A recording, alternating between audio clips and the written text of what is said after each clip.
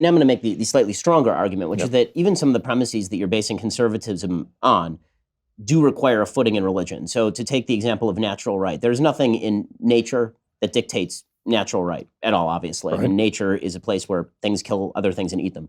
And so the idea of rights that spring from that is actually quite unnatural. I mean, nature is a creation of hierarchy and power hierarchies, and nature red in tooth and claw. Yes. Exactly. I mean, this is why the original interpretation of Darwinism for the first 70 years of its existence tended toward social Darwinism and fascism, was the idea that nature was counted against rights, and that it was survival that actually mattered most. And so the notion of individual rights based in natural rights, that actually does not spring from anything atheistic.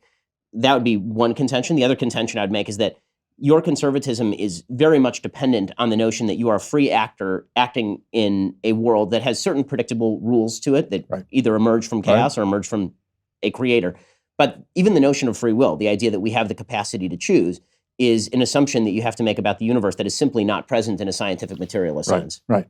It's a great philosopher's joke. Of course, I believe in free will. I have no choice. I believe there is, as the great conservative James Q. Wilson, the greatest social scientist of the last 50 years, wrote a book called The Moral Sense. I believe there is a moral sense. How it evolved, I don't know, but there it is. I think it exists.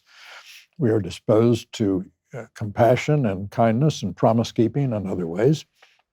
I say in the book that, in fact, I think we are, at the end of the day, rule utilitarians.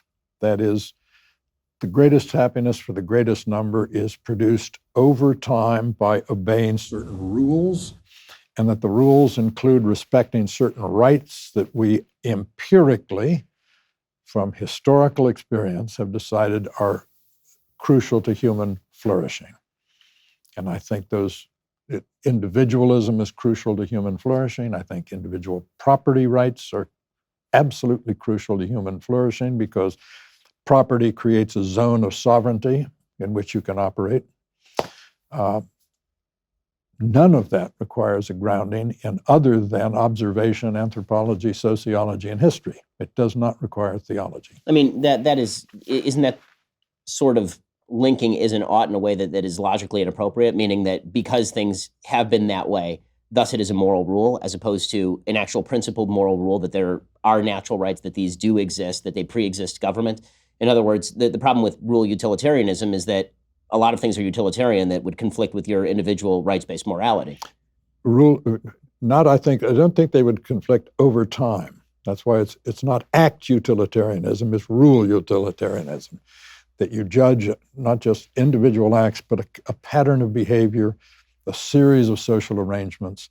We know that democracy is pretty good. We know that without property, people do not flourish, because there are no means for asserting themselves and exercising sovereignty and making choices, which are the essence of freedom. Thank you for tuning in to The Daily Wire, one of the fastest growing conservative media outlets in the country. If you enjoyed this video, be sure to give it a like and subscribe to our YouTube channel so you don't miss out on any of our content.